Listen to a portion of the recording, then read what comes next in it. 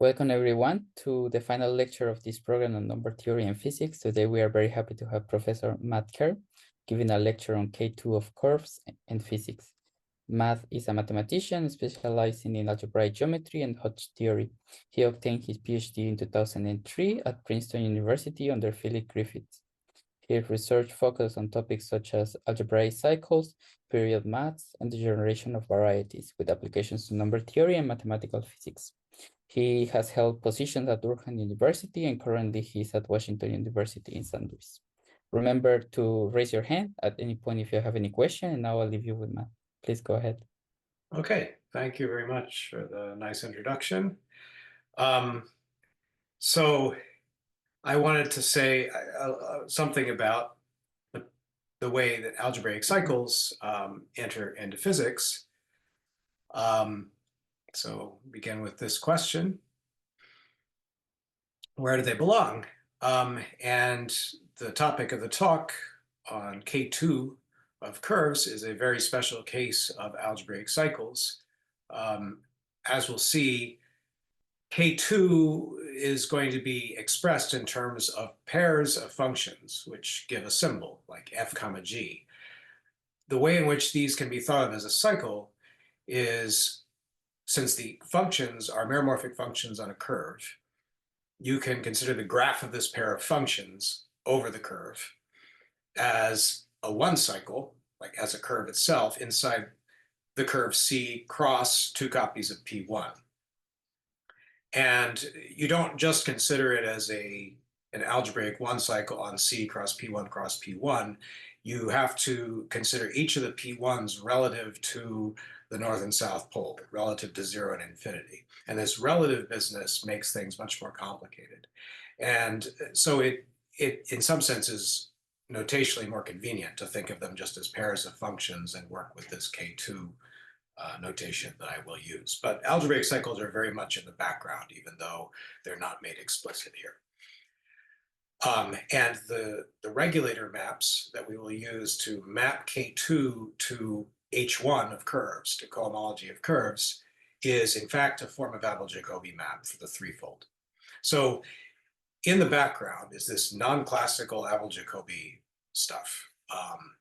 And I will say something about how that's connected with Hodge theory, but since I'm assuming that people here are not Hodge theorists, I'm going to express most of that in terms of differential equations and solutions to set differential equations. Okay, so the proposal here is that Hodge theory tells us how to attach something called a normal function to a family of cycles. This goes back to Poincaré, who did work in the early 1910s that led to the proof of Lefschetz 1-1 theorem, which was the first case of the Hodge conjecture. And what normal functions were about back then was you have a family of curves, and you look at the family of Jacobians of those curves, and you can consider a section of the family of Jacobians of the curves. That's all a normal function is. It's a section of a family of Jacobians. And you can turn that into some multi-valued log analytic function by pairing the section of the Jacobians with a family of differential forms. And then you're basically integrating the pairing of two classes in H1 of a curve over the curve.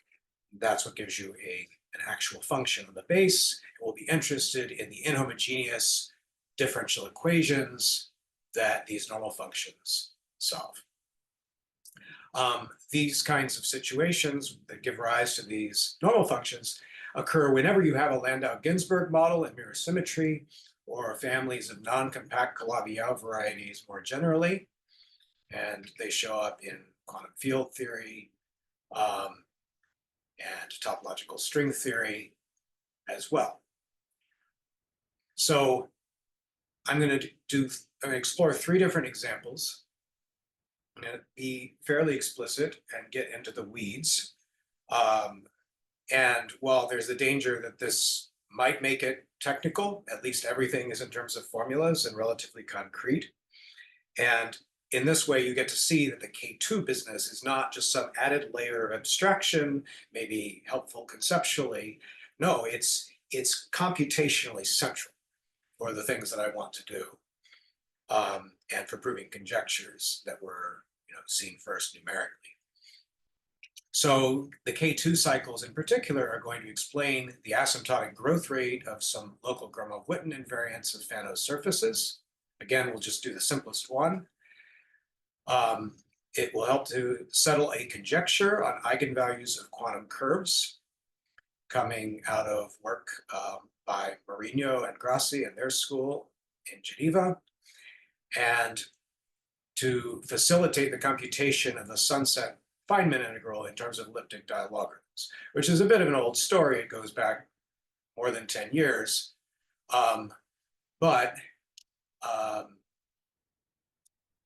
it generalizes, and you can look at more recent papers that I wrote with Spencer Block and Pierre Van Hove to see how it grew out of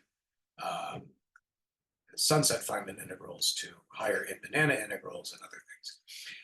So let's jump into the local mirror symmetry and first recall something called the Landau-Ginzburg model, mirror to P2. So this will not be local at first. It will just be a family of elliptic curves and very simple.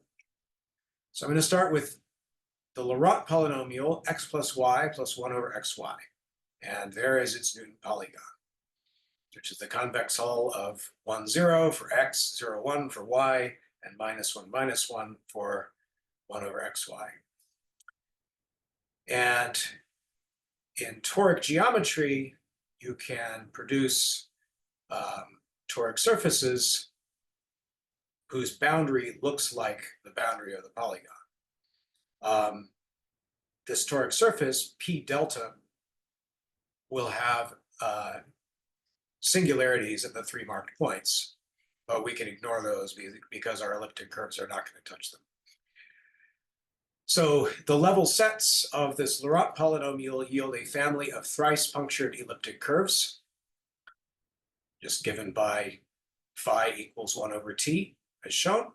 That lives inside C star cross C star. And you can compactify this to a compact elliptic curve in P delta, which, as I said, is not P2, it's the mirror of P2. It has 3 singularities at these 3 points, which P2 does not have. The total space of this family of elliptic curves, which is really all we care about, that's over P1 with parameter t, and it has 4 singular fibers, one of type I9, which means 9 P1s glued head to tail, and 3 of type I1, which means a nodal rational curve. It's like you take a sphere and you take the north and south poles and glue them. And so you have 3 of those. And if we let alpha t denote a vanishing cycle on the elliptic curve, which you visualize as a torus, and the torus is having 9 cycles around it getting pinched to points as you degenerate at t equals 0, we call one of the cycles that is getting pinched to a point alpha t. And beta t goes the other way around the torus. So the picture is something like this. I have my alpha and my beta. And monodromy around the origin acts on beta by sending it to itself plus 9 alpha. Okay, so we write that as t minus I of beta is 9 alpha. And so what this means is, since, let's see, I have a couple of comments in the chat. Okay. I'll keep this chat open. All right, so next slide. So I want to compute periods. I want to compute periods of this specific family of holomorphic 1 forms, residue forms over alpha and beta. Okay. So what does that mean in practice? It means, I'll go through this slowly, to compute this period of omega t over alpha t. I want to integrate omega t over alpha t. you think of, again, alpha is a cycle on this curve. I can take a tube around that cycle that lives in the complement of the curve inside P delta. And that tube turns out to be more or less the same thing as S1 cross S1 in C star cross C star. And taking residue gets you from this 2 form to omega t. The dual thing to residue is this tube map that I just described. And so this is a general mnemonic that you can use. So once I'm here, Cauchy integral formula tells me how to perform the integral, right? Because I have 1 over 1 minus t phi, and I expand that as a power series. Sum k goes from 0 to infinity, t to the k, phi to the k. And so all that remains inside the integral is this phi to the k. And Cauchy integral formula tells me that this thing picks out the constant term of this phi to the k. And that constant term, remember phi was x plus y plus 1 over xy. If I take that to a power divisible by 3, then the constant term is this. Okay? It's the number of ways of choosing mx's, my's, and m1 over xy's from 3m factors. And because the gamma function is an interpolation of the factorial, I can rewrite 3m factorial as this and m factorial cubed as this. So this is just a different way of expressing this period. So this is a hypergeometric function pulled back under t goes to t cubed. And a general rule about hypergeometric periods is if you want another period, you can always do the following. Something called Frobenius deformation, where you replace the summation index inside the sum by m plus epsilon everywhere. And then you differentiate with respect to epsilon some number of times up to the number of periods that your family of varieties is going to have, and then you set epsilon equal to 0. So we do this once, and we set epsilon equal to 0. When you differentiate something like this once, you get digamma functions appearing. And so the digamma functions manifest in this way. Differences of digamma functions are sums of 1 over L's. And differentiating the t to the epsilon is going to give you a log t. So at the end of the day, you end up with the second period is log t times the first period times 9, so that going once around the origin changes this by 9 times that, which is what monodromy told us should happen. And then we have some holomorphic part, which is, maybe less interesting, but this is how to get it. Okay, so we've computed 2 periods. Fine. Those are periods of an elliptic curve, so what? Well, both periods are annihilated by this much simpler looking Picard-Fuchs operator. So here d is t ddt, and you can just write it like this. It's an order 2, degree 3 differential operator. But you also see that maybe it would be smart to replace t cubed by s and get a degree 1 differential operator, which would then be properly hypergeometric. But let's postpone that for the moment, and let me make some comments on what a Hodge theorist would say about this situation. You think of it as a weight 1 variation of Hodge structure with fibers H1 of the elliptic curve. Okay, so what does that mean? That means for each t, you have a decomposition of the cohomology with c coefficients into a 0,1 part and a 1,0 part. The 1,0 part is spanned by the class of the holomorphic form. The 0,1 part is spanned by its conjugate. Okay. Now, in Hodge theory, what you do is you compare that with the integral structure coming from the topological cycles alpha and beta. Okay. And the word Hodge to many people means the Hodge conjecture. And if we were talking about higher dimensional varieties, then you would want to consider situations like special values of t for which there is some weird coincidence between this integral structure on homology, hence dually on cohomology, and this complex structure on cohomology.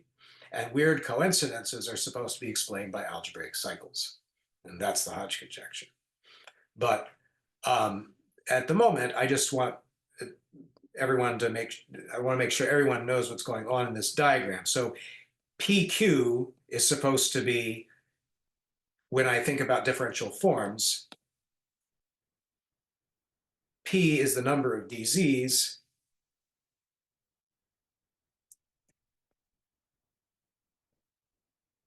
and Q is the number of DZ bars. So you have locally, you can represent a form by this, and then you say it's of type PQ. And so 1, 0 means simply a holomorphic one form, 0, 1 means an anti-holomorphic one form. And you decompose the cohomology of the elliptic curve in this way, and that's the meaning of P and Q. This is like holomorphicity, anti-holomorphicity. So what we want to do is for the mirror of local P2, go a little bit further and extend this H1 of elliptic curve by an extra class and have a variation of rank 3, which is now no longer pure weight 1. In other words, on the line P plus Q equals 1. There's this class with P plus Q equals 4. And what this corresponds to in differential equations land is that you are going to compose L with an extra copy of D. And the idea is that when you view this as a connection, D is going to annihilate your class here and push you into here, at which point L annihilates whatever class you've got there and gives you 0. And so the composition here is what annihilates the whole thing, whereas L alone annihilated this connection. Okay?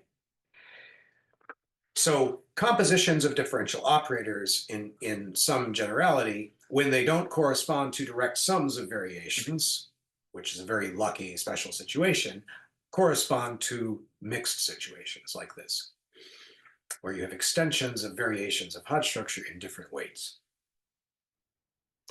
So to define a geometric model for such a mixed variation, we have to consider something called the Hori-Vafa model, which is a non-compact Calabi-Yau threefold living inside C star squared cross C squared. Here the coordinates are x and y, u and v. And I use the same Laurent polynomial x plus y plus 1 over xy there, and I add a copy of uv to it. And topologically, what this looks like, I'll have a picture of it in a moment, is a C star bundle over C star squared that degenerates over the elliptic curve. Okay, so it carries a holomorphic three form, which is nowhere vanishing, which is why I called it a Calabi-Yau threefold. And that's again a residue form, where you take this holomorphic 4-0 form, you take its residue, and that gives you a holomorphic 3-0 form, which turns out to be very easy to express.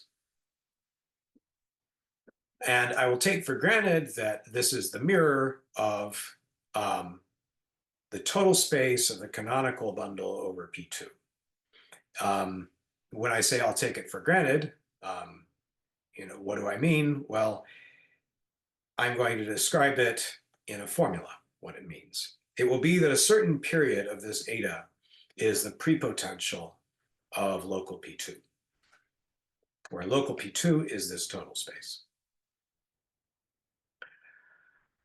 So here's a topological picture of Y, of the Hori-Vafa model.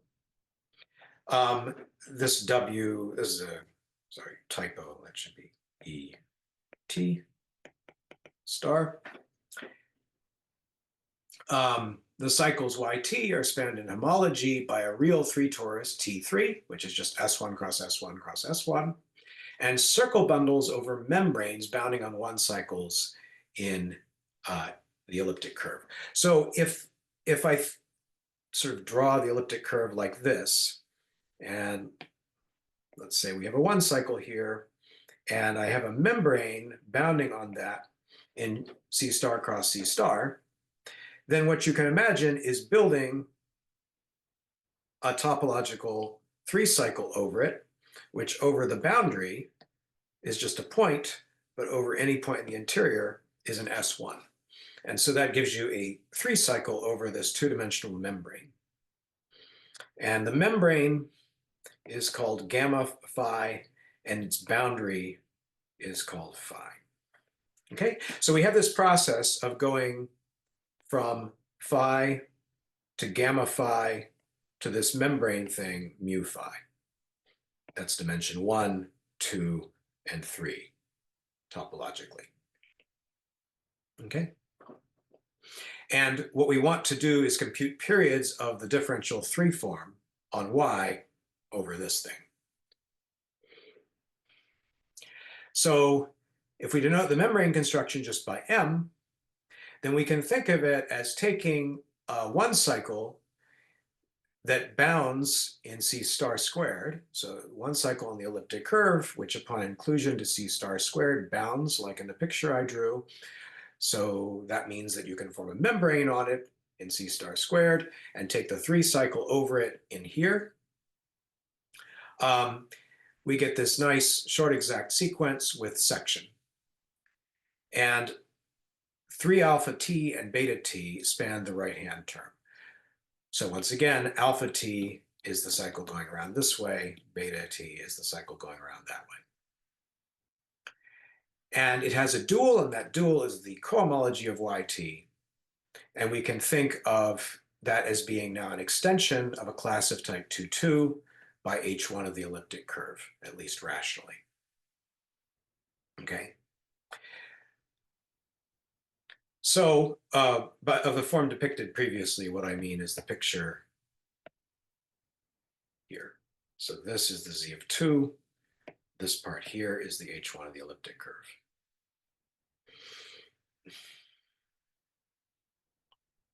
Okay, so now I want to write gamma naught, gamma 1, and gamma 2 for the basis of h3 of y dual to these 3 cycles. Okay, the membrane on beta t, the membrane on 3 alpha of t, and S1 cross S1 cross S1. And we notice that for a 1 cycle that we can write as boundary of a membrane, 2 pi I times the integral of eta t over the 3 cycle over the membrane, which is this integral, is by integrating out the S1s over the membrane in fibers, that just gives me a 2 pi I, right? Integral of du over u around a circle in u that goes around the origin just gives me, cancels out a 2 pi I. And now I just have the integral of dx over x wedge dy over y over the membrane. Okay. This is the thing that's going to turn out to be the regulator of a K2 class. Okay. But I have a bit of ways to go before getting to that. All right. So for our 1 cycle now on the elliptic curve, we wrote this down. But now the point is you can rewrite dx over x wedge dy over y as the family of forms, the family of 1 forms on the elliptic curves on the total space wedge dt over t.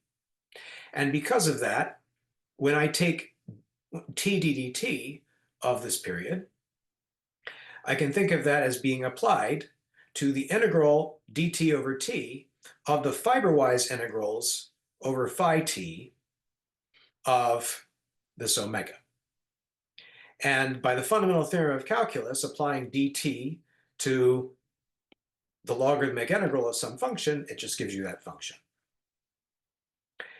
So that means that derivatives of periods of y are periods of e. Simple enough. And that's what I claimed. We wanted to find solutions to the composition of L with D. And now we see that all 3 of our periods on y of eta satisfy that. One of these periods is super boring. It's just 1. because it's the integral of dx over x, dy over y, du over u over s1 cross s1 cross s1 divided by 2 pi I cubed. So that gives 1. The other two are interesting, and I'll tell you what they are in a moment. But what we know now is that applying d to them gives periods of the elliptic curve. Okay. Now I finally want to do this orbifolding construction where I replace the family of elliptic curves by a 3-to-1 quotient of the family of elliptic curves. Okay, when we do that, monodromy about the origin now sends this cycle on y to this cycle on y to this cycle on y when you do t minus the identity. So they're lined up in a nice sequence. And so it should be no surprise that this one has period with a log squared of s. This one has period with a log of s. And this is the one with constant period. Okay. So these are the precise formulas integrally for these 3 cycles. All right, mirror symmetry. So a summary of the picture is this. We have our holomorphic 3-form eta on y, which generates our 2-2 class. And it's not a 3-3 class because I'm twisting everything by 1. You don't need to know what that means. Then we have the image of our holomorphic form 1-form class on the elliptic curve. That's here. And so in our picture of this mixed variation, we see where the 2 classes we've been taking periods of lie, and you can think of dt as mapping eta to omega. So here omega tilde means the normalization of omega by dividing out the holomorphic period. Tau is the period ratio of the elliptic curve, and eta has these 3 periods, and omega tilde has these 2 periods, tau and 1. And belonging to F2 and F1 means that in this picture, here's F2, here is F1. And like I said about D mapping this to this, one thing that Griffiths teaches you is Griffiths transversality. And that tells you that when you take D of F2, you can only go into the next flag down. And so that means whatever D of eta is, which I'll write in terms of the Gauss-Manin connection with respect to pi 1, which is I'm now going to think of as a variable, has to be in F1. And since taking the derivative of this kills that because it's constant, you have to be a multiple of this. And since I'm taking the derivative with respect to pi 1 goes away. And so I actually have to be this exactly. So we get this formula here. And that reveals that tau has to be the derivative of pi 2 with respect to pi 1. Okay? So we can do this differentiation process one more time. And then you're taking the derivative of tau with respect to pi 1. Tau is the period ratio. And I can write this as dt of that over dt of that. But dt over the period ratio is this so-called Yukawa coupling. Okay. And you learn how to compute that in mathematics or physics, and it's basically just 1 over s minus the location of the singular fiber that isn't at 0 or infinity. Okay, now the usual mirror map for elliptic curves would be simply to send s to the exponentiated period ratio for the family of elliptic curves, e to the 2 pi I tau. I do not want to do that. I want to send s to capital Q, which is the exponentiated pi 1, which is a period of the Hori-Vafa model. And under that choice, it turns out that pi 2 is the local prepotential of P2. So this is the promised input of local mirror symmetry, which is proved essentially by constructing a threefold elliptically fibered over P2 and another elliptically fibered threefold mirror to that, which are closed Calabi-Yaos, and then you degenerate them together in a certain way. And that gets you from a closed mirror theorem to a local mirror theorem. And at the end of the day, you get this, that pi2 minus some quadratic polynomial in pi1 is the local Gromov-Witten generating function. These are the local Gromov-Witten numbers of P2. So differentiating twice with respect to pi1, we already know what that gives for pi2. It's the Yukawa coupling over the cube of the holomorphic period of the elliptic curve. But you can see that the right-hand side, differentiated twice with respect to pi1, simply becomes 1 minus this generating series of the Gromov-Witten invariants. And now you use the fact that at S naught equals 1/27th, or in terms of t naught equals 1/3, this left-hand side degenerates, has a pole at S naught or t naught, and so the right-hand side must have radius of convergence. If you're doing it in terms of S, well, sorry, it doesn't matter. It has radius of convergence, whatever Q is at that point. So that is e to the 2 pi times imaginary part of pi1 at t naught. And so you conclude that the exponential growth rate of these Gromov-Witten numbers is the exponentiated Hori-Vafa period at the special point, where this becomes a little bit tricky to think about in terms of the Hori-Vafa model, because the elliptic curve is degenerating, so the Hori-Vafa model is degenerating. More precisely, you can say that ND is actually asymptotic to this. We also know the series formula for pi1, which does converge at t naught, and it converges to this. But this converges very slowly and is very hard to compute. I claim that, in fact, not only do you make it much easier to compute, but you interpret what it really means number theoretically by interpreting in terms of K2 of curves to see that it has to be the L function of a Dirichlet character at 2.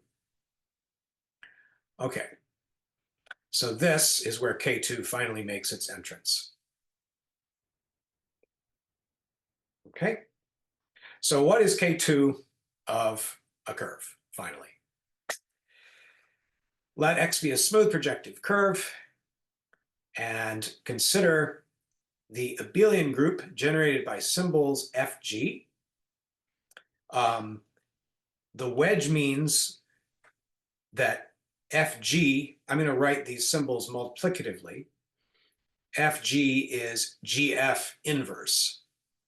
And the fact that this is an abelian group and this is an abelian group gives you multilinearity of the symbols. So for example, Fg comma H would be Fh times GH.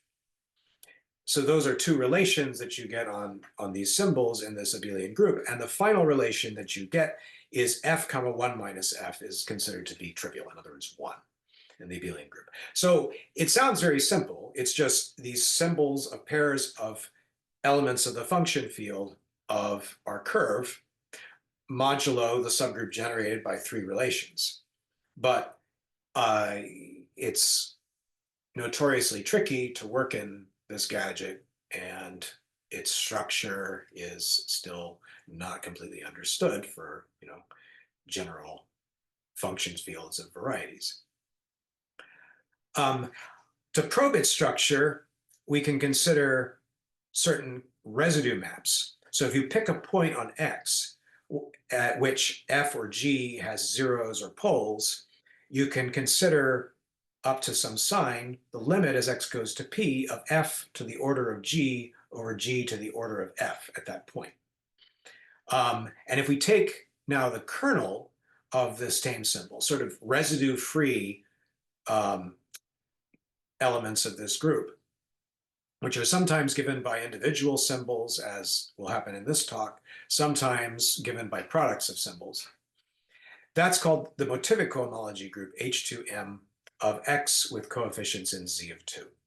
So it's a low-tech version of motivic cohomology for this particular case. There's also something called the regulator or Hodge realization map, which I'll again give you a low-tech version of, that maps motivic cohomology to Deligne cohomology, which is really just H1 with coefficients in C mod Z of 2. Z of 2 means 2 pi I squared Z. Here's a formula for this thing. Given a symbol in the kernel of the Latam map and some homotopy class based at X naught, then this formula tells you two things. First, that the pairing of the regulator class with this homotopy class descends to homology. So this is the homology class of gamma. And that it's given by integrating log f dg over g over gamma minus log g of the base point times the integral df of over f over gamma. So this is sort of a winding number. All right. So how are we going to use this formula? Well, given a one-parameter family of smooth curves with motivic cohomology class in the total space of the family given by a pair of functions, we can consider fiber-wise restrictions of the pair of functions and their regulator classes. So this is going to give me a family of H1 cohomology classes. And I wrote this X1 MHS for anyone who knows what that is, but also it's kind of intuitive what it means. It's telling you once again, in terms of this picture of the mixed variation, what X1 means is the extension class between this class here and H1 of the curve here. And that's given exactly in terms of the periods that we were computing for the Hori-Vafa model. Okay, so this family of extensions yields a variation of mixed Hodge structure. And by Griffith's transversality, nabla of this regulator class is a section of F1H1. Okay, so you differentiate this family of cohomology classes, you get a family of holomorphic forms. In fact, if our cycle on the total space, our pair of functions on the total space is F comma G, then nabla R can be thought of as sort of on the total space, dF over F wedge dg over G, written as family of forms on fibers, wedge dt on the base. Okay. So this is exactly what happens in the situation I've just been describing, where the symbol is the simplest one you could possibly pick. You take the two torus coordinates, minus x and minus y. The minus is for convenience. You don't really need to do it. It makes things integrally nice rather than just rationally nice. So this symbol in K2 of the function field of the elliptic curve belongs to the kernel of the Latam symbol. I won't explain that here. I'll explain it in the next example, maybe. And lifts to an element in motivic cohomology of the total space minus the bad fiber at 0. Okay, so that's the one place where we can't talk about this cycle because the x and the y have blown up or gone to 0 because we're at the torus boundary and we're talking about E naught. So by that formula star, we naturally have that nabla of R, the Gauss-Monning connection applied to R, is just 2 pi I omega, because this thing breaks up as omega wedge dt over t. And so that means derivatives, Gauss-Monning derivatives of this family of cohomology classes is the family of residue forms. So that means for the periods, R phi of this regulator class, they have derivatives equal to periods of the holomorphic 1 form. But by coincidence, those periods of the holomorphic 1 form on the elliptic curve were derivatives of periods of this membrane construction on the Hori-Vafa model. And so I claim that integrating both sides of this equation gives you exactly this. There's a neat little trick to prove that, but it's better to think of it in the following way. Given H1 of a family of curves, under certain circumstances, there's really only one possible extension of that to an integral variation of mixed Hodge structure of the form I've described. And since we have two such extensions on the two sides, they have to be the same. And so this has to be true. And the constant terms of the integration are the same on both sides. In particular, 2 pi I squared times pi 1 of t naught, the thing that we need to compute to find the exponential growth rate of the Gromov-Witten numbers, the local Gromov-Witten numbers, is 3 times this regulator period. The period of the regulator class over the alpha cycle on the elliptic curve evaluated at t naught equals 1/3. And we can compute that by observing that ET naught is a nodal rational curve with a cycle passing through the node, giving alpha. So with this picture, so there is E 1/3, ET naught, ET naught. And we have a normalization map, N. And if you look at the tangent vectors at these 2 points, then to separate them, you have to perform a field extension, Q of root minus 3 over Q. And that makes the whole normalization map only defined over that field extension. As a result, you induce an isomorphism between motivic cohomology of this singular elliptic curve and the motivic cohomology of P1 relative 0 infinity over K. And that is indecomposable K3 of K. And at this point, the regulator map over here turns out to be equivalent to the Borel regulator map over here, which goes into C mod Z of 2. And by Borel's theorem, the image must be a rational multiple of this thing, which is a dilogarithm of zeta 3, the third root of unity. And the precise multiple can be computed by a formula in an old paper I wrote with Chuck Durand. And that proves the claim from above in a way which generalizes to many other situations. Okay, so that's sort of part 1 of the talk. It's a bit top heavy. I have 2 more examples I will go through if people want that, but maybe is a good time to pause for any questions.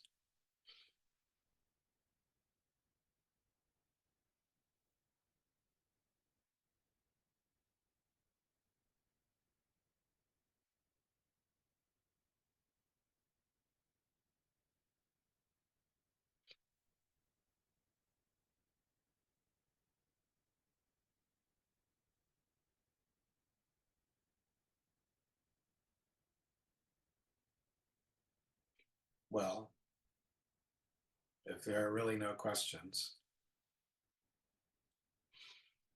I suppose we can proceed to something on quantum curves.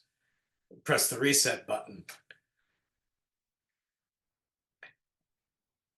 All right, so you can, if you were tuning out, then this is a good time to tune back in.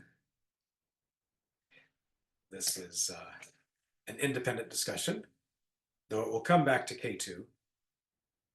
So let F be a meromorphic function on C with no poles in the strip shown there.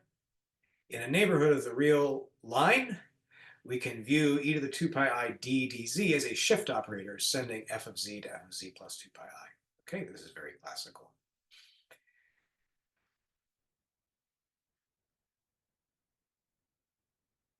So what I want to do is consider the sum of multiplication and shift operators as an operator on L2 of R.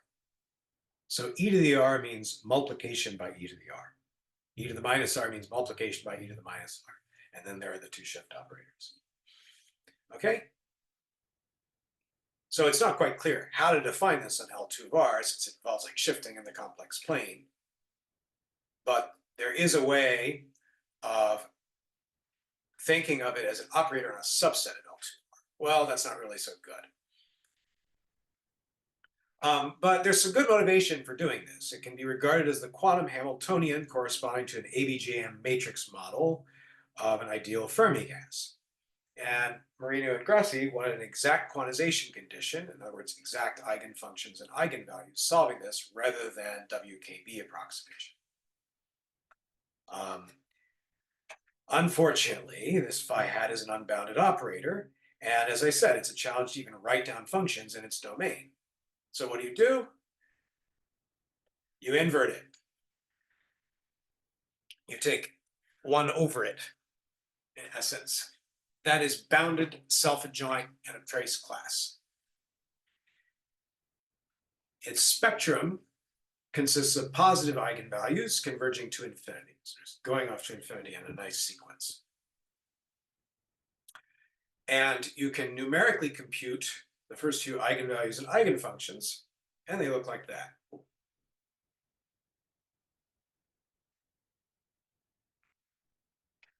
On the other hand, the form of phi hat suggests an algebraic curve.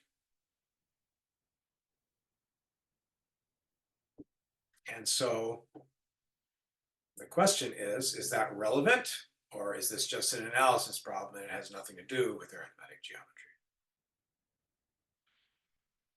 Well, let's play around with a related family of curves, actually isogenous family of curves. So the classical Legendre curve looks like that. It's an elliptic curve family again. And we can compute its periods just like we did in the last example. They're killed by a Picard-Fuchs operator.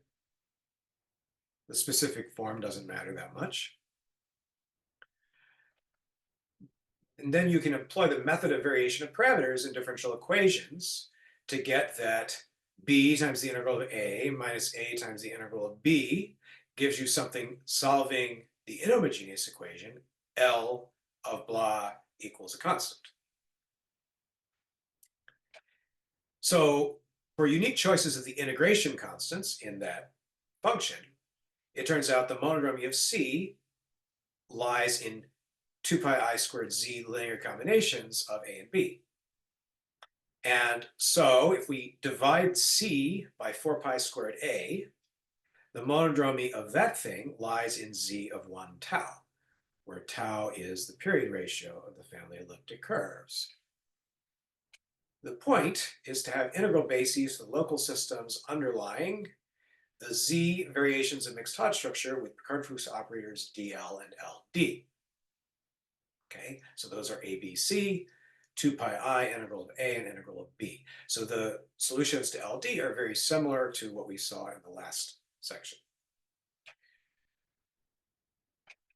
It turns out you have to choose the following constants. Okay, I mean, this is not something that you need to worry about too much. Just there are appropriate choices of constants to make this work and make the monodromy of C sort of integral in the sense described.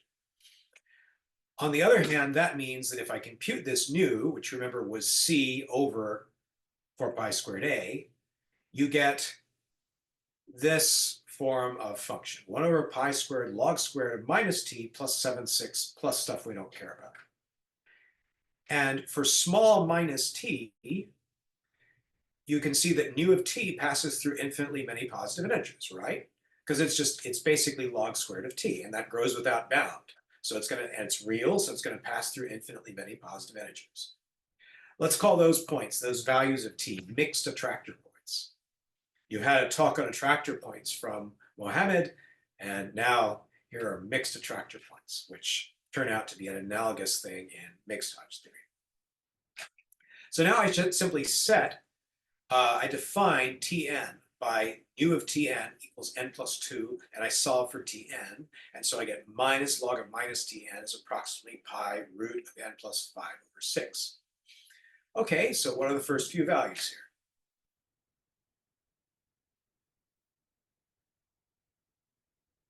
Okay, well that means that t is basically the exponentials of those things, right? But those were the eigenvalues of the operator that came experimentally from Marino-Zaccani. What is going on? All right, so I have a question in the chat. Is the exponential of the derivative of R, it's like a symmetry generator in a Lie group of the momentum representation in that manifold? Yes, I believe so. I think that's correct. But I'm not going to get into that because my priority is to give a completely different perspective on what the quantum curve is. Anyway, why should we have this coincidence between something that's coming out of, mixed Hodge theory, analogous to the last part, and this business with operators on L2R? Well, Mourinho Grassi and their many postdocs and students have a grand proposal in the context of non-perturbative topological string theory. And what that does is it relates the spectrum of the quantum curve from part 1 of this section to the vanishing locus of a quantum theta function defined by enumerative geometry of local P1 cross P1. Okay, so that seems to me just crazy. I don't, I'm a lowly mathematician. I don't understand such things. It gets into like quantum mirror maps and all genus expansions and so on, which is way beyond my pay grade. On the other hand, if you take the limit as h bar goes to 2 pi, what they do is very closely related to local mirror symmetry. And the variation of mixed Hodge structure on the Hori-Vafa model of the type that we just saw, associated to x plus x inverse plus y inverse plus a, that family of elliptic curves, is the B model mirror of the total space of the canonical bundle over P1 cross P1, local P1 cross P1. Its periods are integrals, once again, of this eta thing. And a basis of those integrals are basically 1, integral of A and integral of B. So the mirror map is now given by e to the A, e to the integral of A, and you can show that it identifies zeros of theta, the quantum theta function, with mixed attractors. So this is complicated to put together in your head, so a diagram is coming up that puts it all together. So we have had 3 sort of parts. 1 and 2 were on the B model side. 1 was the quantum curve, B was the extension of Legendre periods. But now we've got this mirror stuff on the A side. What we would like to have is a more direct, okay, what is this promising? This is promising that via this grand conjecture of Mourinho and Grassi, going through the A model gets you from spectra of quantum curves to these mixed attractors, right? But I want something direct. I don't want to have to go through mirror symmetry. So here's the picture. We started with operators on L2 of R, which were the quantum curves. We're interested in their spectra. Now, these Geneva conjectures, let's call them, give you a link to enumerative geometry, this grand potential function of a local Calabi-Yau threefold. So K P1 cross P1. The zeros of its quantum theta function are supposed to be related to the spectrum here. That's their conjecture. Now, local mirror symmetry tells you that these quantum theta zeros, I mean, this is by a computation that I do in my paper with Duran and my student, Babu. But there's a computation from local mirror symmetry that relates these quantum theta zeros to mixed attractors, which are these special points that came out of the variation of mixed Hodge structure that I constructed in part 2 above. And then mixed attractors are related to regulators of K2 of curves, again, because these extensions that we were investigating with inhomogeneous Picard-Fuchs equations are regulator classes, periods of regulators of K2. And the mixed attractor points are nothing but the integral locus of something called a higher normal function. So what I want to do now is tell you sort of briefly how you connect these two things directly, thus verifying the Geneva conjectures in some case. So we do it in a set of cases, but I'm going to do it just in one example. Okay, so we want to connect some integral locus of a higher normal function, which I'm about to introduce, with the spectrum of a quantization of an elliptic curve.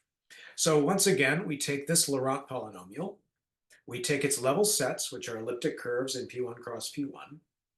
And once again, this symbol belongs to the kernel of the tame symbol, kernel of the tame map. So this is easy to see because the picture here is, well, okay.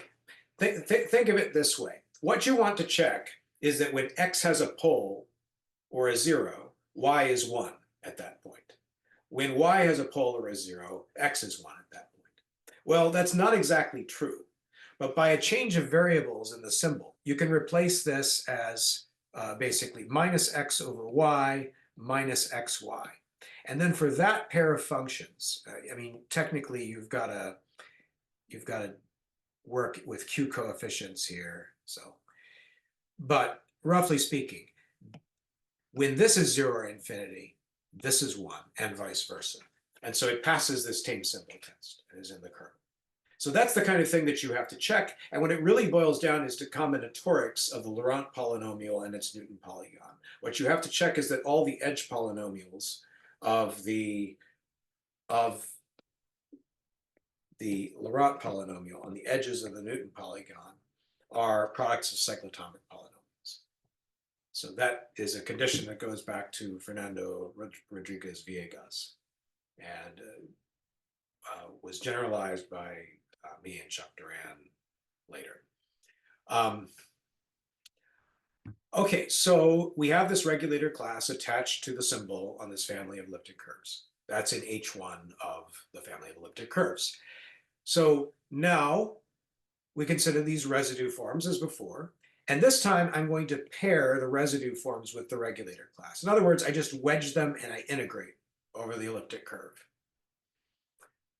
All right, that gives something I call V. And it looks like, in terms of periods of R and periods of omega, this kind of thing. R alpha omega beta minus R beta omega alpha. And if you remember that these periods are integrals of these periods, then you see this is basically A integral of B minus B integral of A from before. And now we just normalize this by dividing by omega A to R alpha tau minus R beta. And that's this nu. Now suppose A is a mixed attractor point. In other words, nu of A is in Z. Okay? You can generalize, you can relax this condition, but I'm going to stick with it, with this version of it. So I claim that you can just directly construct an eigenfunction of the quantum curve with eigenvalue A in that case. And that proves directly that this mixed attractor locus of the variation of the mixed variation of the regulator is in the spectrum of the quantum curve. And the converse also holds sort of for almost all elements of the spectrum.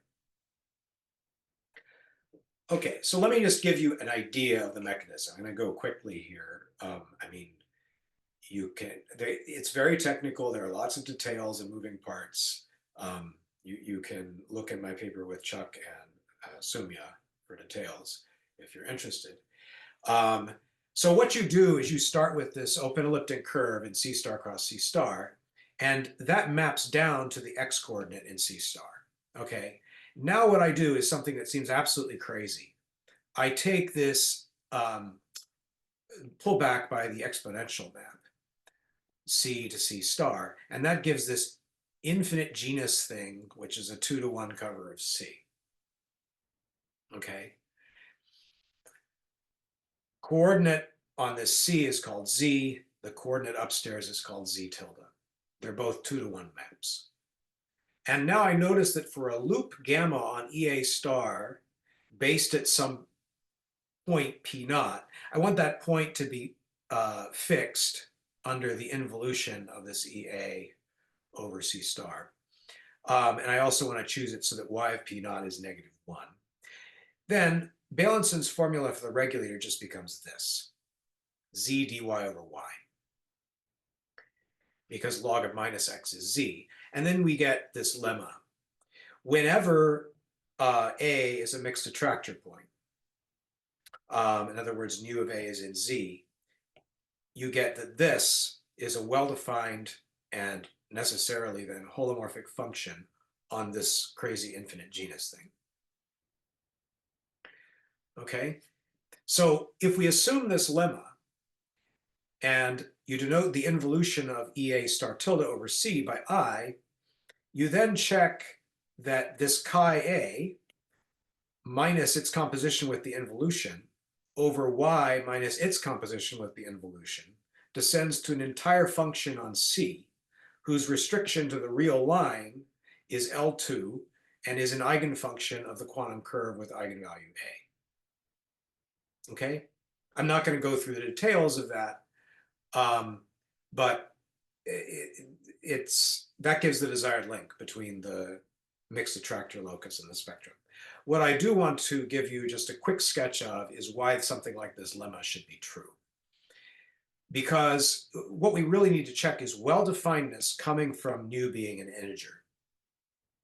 And that's just the fact that if gamma tilde is the difference between two paths upstairs from the base point to some z tilde, and then you push it down to the elliptic curve, well, then that's a closed cycle in the elliptic curve, which you can expand as integer multiples of alpha and beta.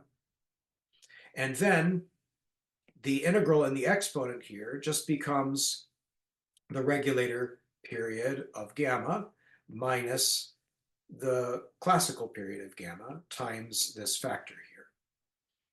And now you can rewrite this R gamma as, according to this decomposition, this linear combination of regulator periods, this omega gamma is this linear combination of classical periods.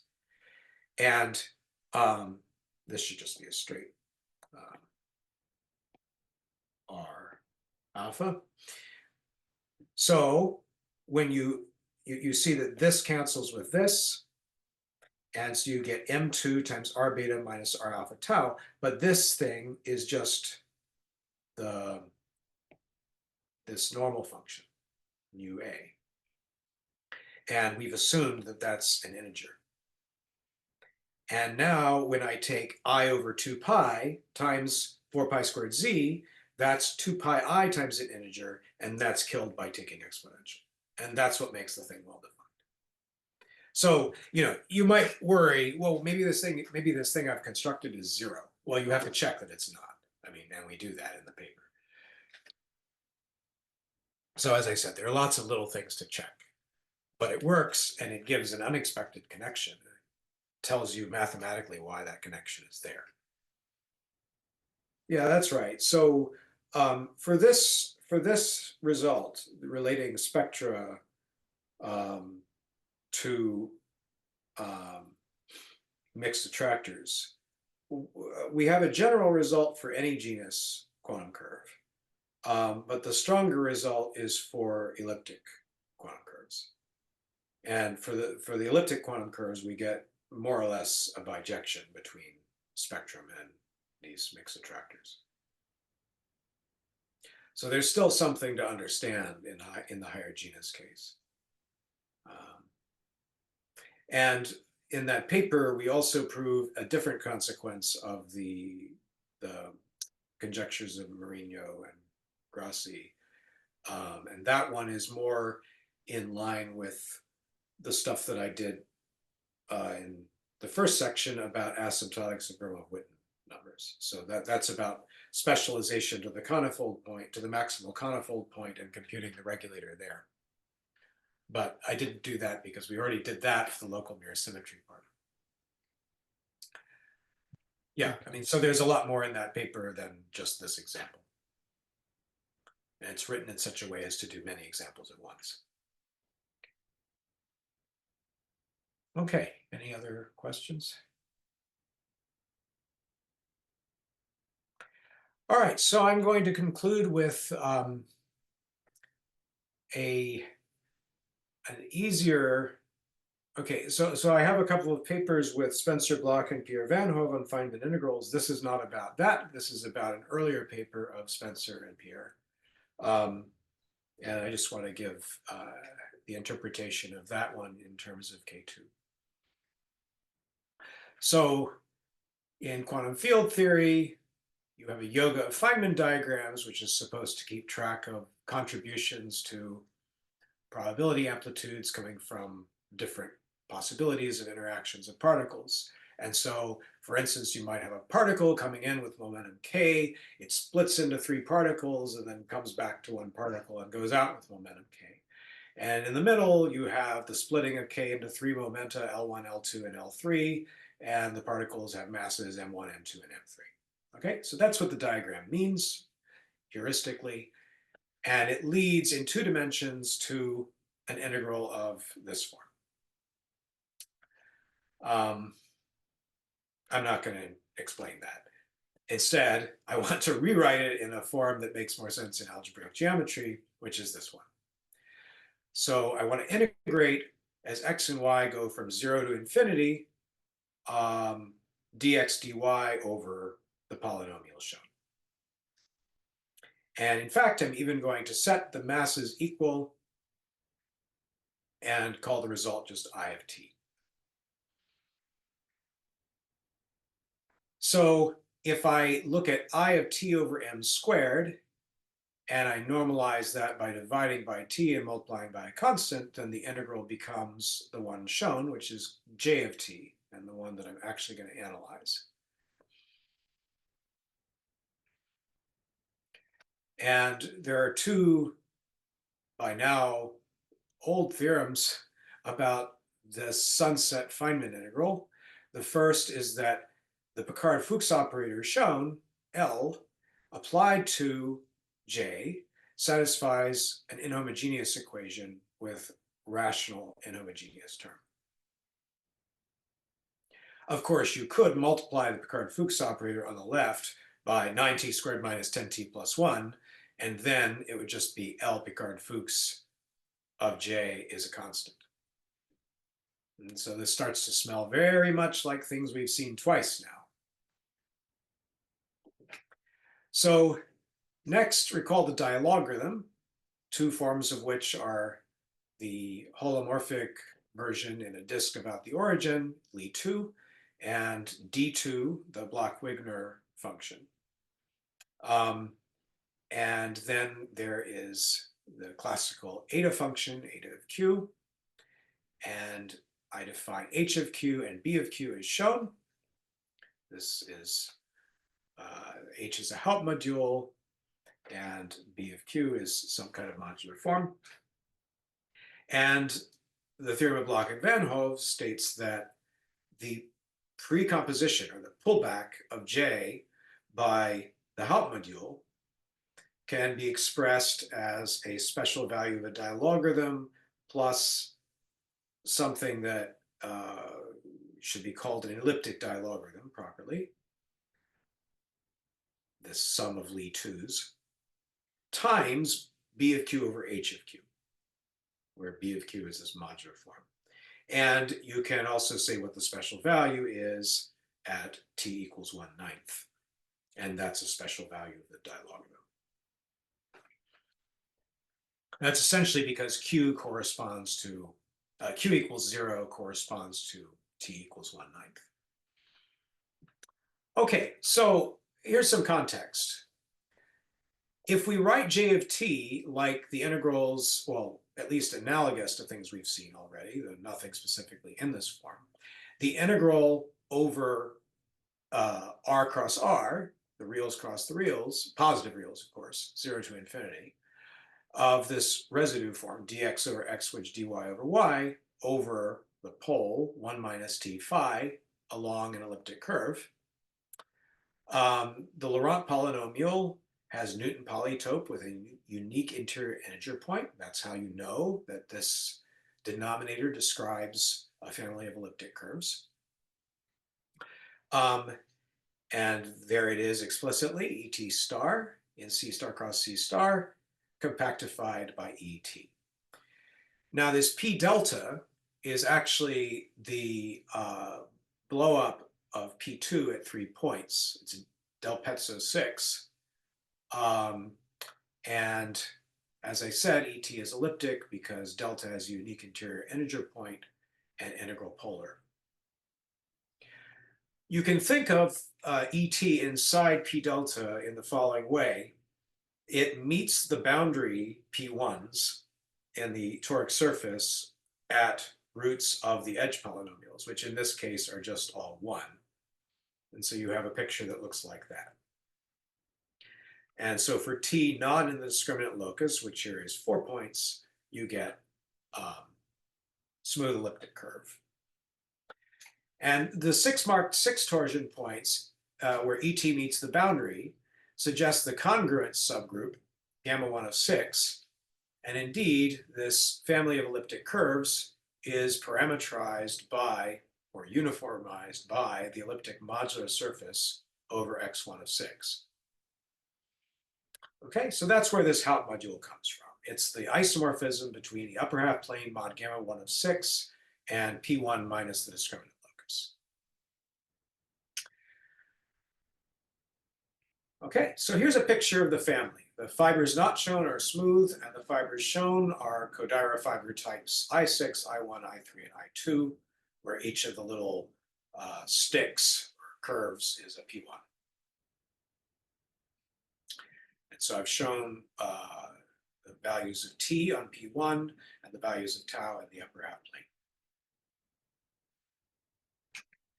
So the main point of this last section is the efficiency with which the two theorems can be proved once you know that J of T is the normal function associated to a K2 class. Okay. Again, that's given by taking R, wedging it with omega, and integrating over the elliptic curve. Once again, the symbol coming from the two torus coordinates lifts to a motivic cohomology class. In other words, it's in the kernel of tane, and you can express its regulator as the cohomology class of a current log of minus x dy over y minus 2 pi I log of minus y times the current of integration over t minus x, which is just the one chain on the elliptic curve along which x is in the positive reals. Okay, log is log with a branch cut. That's important. That's what makes this current closed. All right, so as before, we have that nabla dr is omega, is the holomorphic one-form family. So really R is like the family of Gauss-Mondian integrals of the classes omega t. These satisfy a Picard-Fuchs equation, or the omega t's do.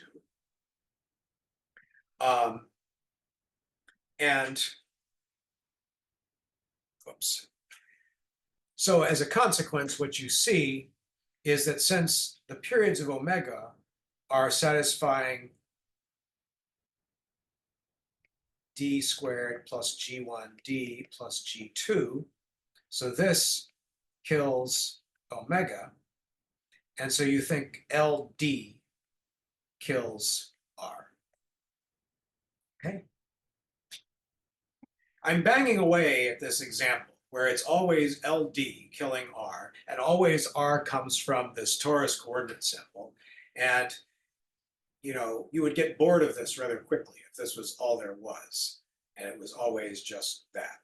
Well, I mean, is it always the same cycle? You can think of it on the flip side as you have a family of curves, you need to present it as a nice family of Laurent polynomials so that you can do this cycle. In other words, you have to embed the family of curves into a toric variety in the right way. That's really what's going on. But it's also true that for families of curves and toric varieties, there are sometimes other symbols you can consider, which are much more complicated rational functions in x and y. And when you go to families of K3 surfaces in three-dimensional toric varieties, you get extremely complicated triples of functions of x, y, and z, and then families of other types of K3 classes, which are not just symbols. So there's a lot more in the world. I've just chosen to focus on one kind of example for this talk. So let's compute a bit. We have our pairing of R with omega. We want to apply D to that. So by the Leibniz rule for the Poincare pairing, that's nabla D R omega and R nabla D omega. But nabla dr is omega, and omega paired with itself is 0, because the pairing is antisymmetric. So you get this. Next, let's apply D one more time to this. So we get D squared is nabla D of that, which is again omega, plus nabla D of that, which is nabla squared omega. And so you get something which I will call Y plus this guy. So the upshot is that if you apply the full Picard-Fuchs operator to this V, then 1D and D squared all give you 1D and D squared applied to omega. And so you get the full Picard-Fuchs operator applied to omega. But D squared specifically is going to give you Y of T as well. That's the Yukawa coupling, omega nabla D omega. And there's an easy formula for the Yukawa coupling. It's just a constant times the exponentiated integral of G1. And so the normal function satisfies a nice inhomogeneous equation.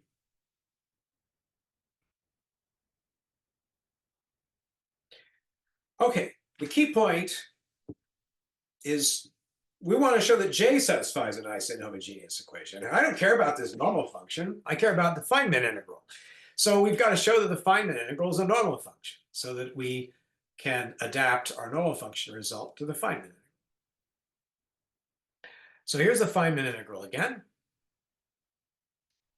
And we consider the symbol x minus y on the entire C star cross C star, or even on P delta, and write T chi for the real membrane, where x and y are positive real, and omega dx over x wedge dy over y. And then we have that d of the current r chi is just omega minus the current of integration over T chi. And there's some additional terms I don't care about. But importantly, if I now wedge this against some other holomorphic form, then by type, this dies wedged against that holomorphic form. This dies wedged against that holomorphic form. And all I'm left with is this. But notice the current of integration over a membrane wedge a holomorphic form with poles is exactly what I've got here. And so I can write J of T as current of integration wedged against omega hat, where omega hat was this thing. Well, as I said, up to stuff that wedges to 0 with this thing, this is just dr. Now I can move the d over to here. That's integration by parts. And d applied to this holomorphic form with log poles is just its residue, which is a holomorphic form on the elliptic curve, pushed forward into the toric surface. So that's the same thing as pulling back this to the elliptic curve and integrating the lot over the elliptic curve, and that is our normal function. And so literally we have shown J of T equals V of T, and V of T was the thing that satisfied applying L to it gives Yukawa coupling. And so the same is true of J. Okay.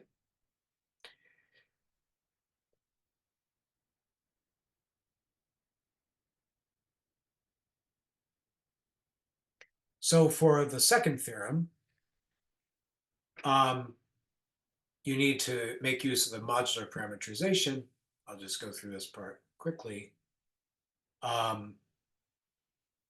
You let alpha and beta be a basis of H1 on a punctured disk about t equals 1/9. And you use as your period ratio in the upper half plane log of Q. Okay, so pulling back onto the Haupt module H of Q, which indeed sends Q equals 0 to t equals 1/9. Omega pulls back to a modular form of weight 1 times dz, okay? In our elliptic modular surface, here is the modular curve, here is the elliptic fiber. dz is a form on the elliptic fiber. d tau is a form on the base. So on the other hand, nabla dd tau of r turns out to be an Eisenstein series of weight 3 times dz. And here I've just written out dz in terms of beta and alpha. So you can say precisely what the Eisenstein series is from the fact that the family of K2 classes degenerates over t equals 0. I'm not going to go into that. So now we write R, the regulator class, whose derivative is Eisenstein series times dz.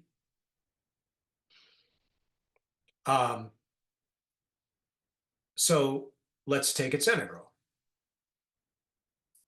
Taking the integral of the derivative of something is supposed to give it back. So I get this formula for R in terms of the Eisenstein series as a cohomology class on the family of elliptic curves. And now we simply pair this with omega. So we have R omega, and then use the fact that alpha pairs to 1 with beta, beta pairs to -1 with alpha, alpha pairs to 0 against itself, beta pairs to 0 against itself, to simplify this to weight 1 modular form times constant term plus integral. By integration by parts, this becomes integration twice against d tau, an iterated integral of an Eisenstein series. But that's the Eichler integral of the Eisenstein series. Gives, I guess, a quasi-modular form of weight -1.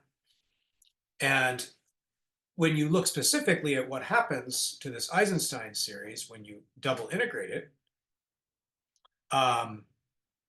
well, it starts out looking a little bit messy, but the point is integrating twice moves an m squared into the denominator here, gives you this. And then you can think of, let's see, m as r over m, sorry, m over r times r.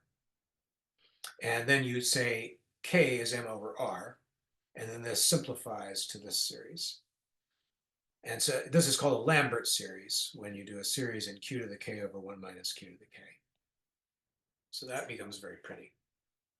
And that's basically this is more or less explaining this is like Lie 2 of q to the k.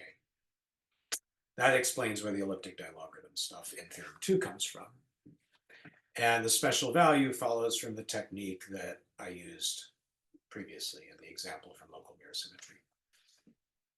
Okay, as I said, many other kinds of algebraic cycles and normal functions arise beyond K2 of curves. You get K3 of K3 surfaces, K1 of K3 surfaces, K0, K2, and K4 of Calabi-Yau threefolds, all happening in mirror symmetry.